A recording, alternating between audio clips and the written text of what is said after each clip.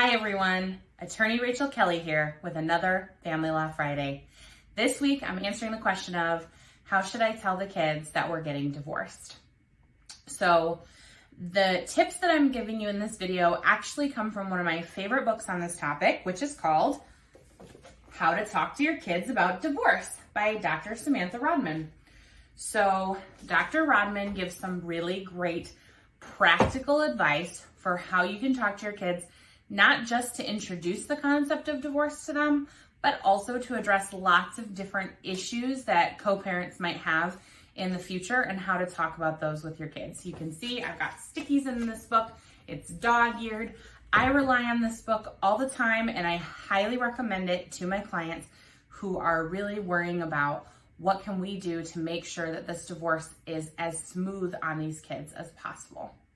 So the very first thing that Dr. Rodman recommends is that you want to make sure that the physical environment of the space where you talk to your children is a good, safe, clean, neutral space when you tell them.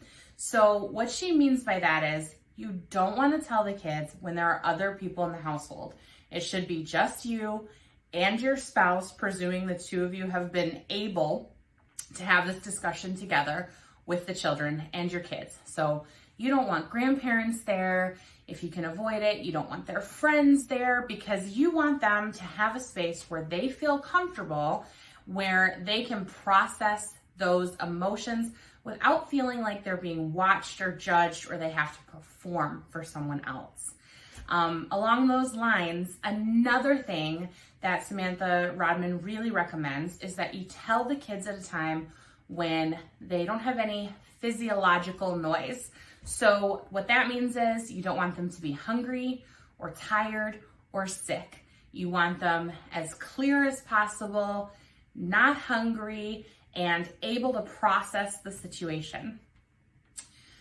Probably the most important tip of how to talk with the kids about divorce is that you actually use the word divorce.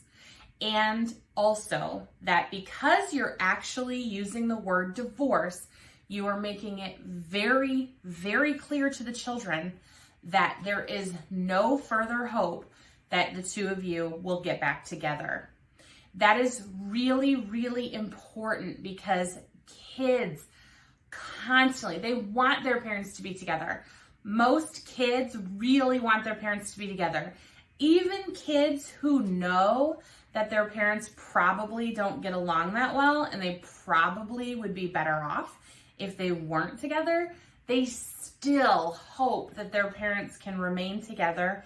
And so if you say we're separating, what they hear is, well, they could get back together, as opposed to your father and I have made the decision to divorce, period. End stop, right? That tells your kids that you will be divorcing. There is no hope that you're going to get back together. The last and final tip that I have on this, and again, if you're really concerned about this, I just so highly recommend you get the book. Again, How to Talk to Your Kids About Divorce, Dr. Samantha Rodman. I'm pretty sure it's $13 on Amazon, and it is a fantastic investment. But the last and final tip is that you want to make sure that you reassure to your children that neither you nor your spouse are to blame for the children, nor are your children to blame. Particularly if your children are young. They are going to be looking for someone whose fault it is. And you want to make sure that you are very neutral in your language.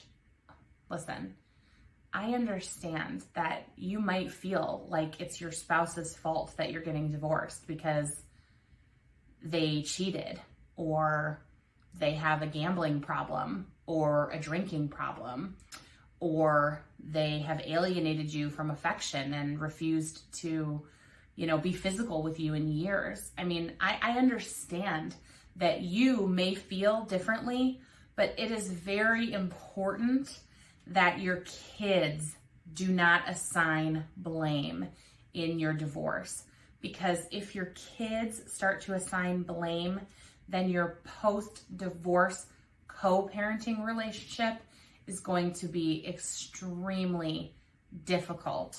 And ultimately, the reason why you're getting divorced is to make your life better.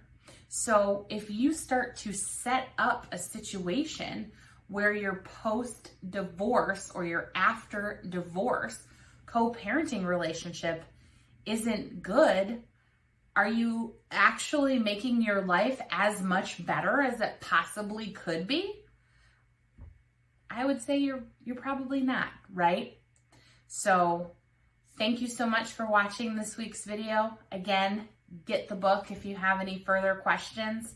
As always, if you're considering divorce and you want to talk about your options, give our office a call. We're here to help.